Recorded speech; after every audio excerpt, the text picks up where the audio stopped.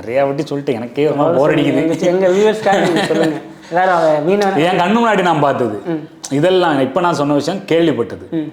நான் பார்த்தது வந்து ஒரு போட் எங்கள் கண்ணு முன்னாடி வந்து கவுந்துருச்சு.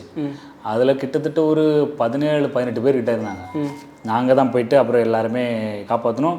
அந்த டைமில் என்ன அந்த போட்டை சுற்றி எல்லா டீசல்லாம் விழுந்து அந்த வலையெல்லாம் விழுந்து அதுக்கு மத்தியில் இந்த ஆட்கள் இருந்து அவங்களெல்லாம் தூக்கும் போதெல்லாம் ரத்த கலரி தான் ஃபுல்லாகவே. புரியல.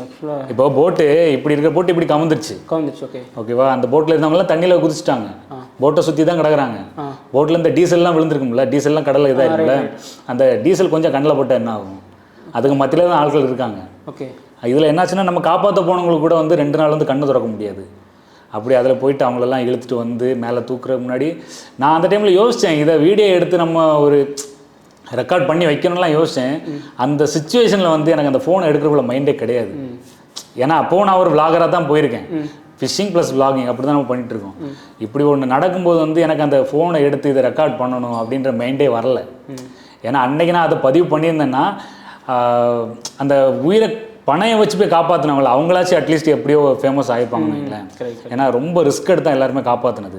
தூக்கும் போதெல்லாம் ரத்த கலரி மொத்த பேரும். இதில் ஒரு அதிசயமான ஒரு விஷயம்னா ஒரு சின்ன பையன், அவனுக்கு நீச்சலே தெரியாது. ஆனால் கடைசி நிமிஷம் அவனை போய் காப்பாற்றுற வரை நனையவே இல்லை. அவன் ஒரு பொட்டு நனையலை. அவன் எப்படின்னா போட்டு இப்படி இருக்குன்னா இப்படி போகும்போது இப்படி ஏறி இங்கே வந்துடுவான், இப்படி போகும்போது இங்கே வந்துடுவான், இப்படி வரும்போது இங்கே வந்துடுவான், இப்படி ஏறி கடைசியில் அந்த போட்டை ப்ளப்ரோ இருக்குல்ல, ப்ளப்ளோர் அந்த இதில் போய் உட்காந்துருந்தான். அப்படி போயிட்டு அவனை தூக்கிட்டு வந்தாங்க. அவனுக்கு நீச்சலே தெரியாது. பயங்கரமான ஒரு சம்பவம்.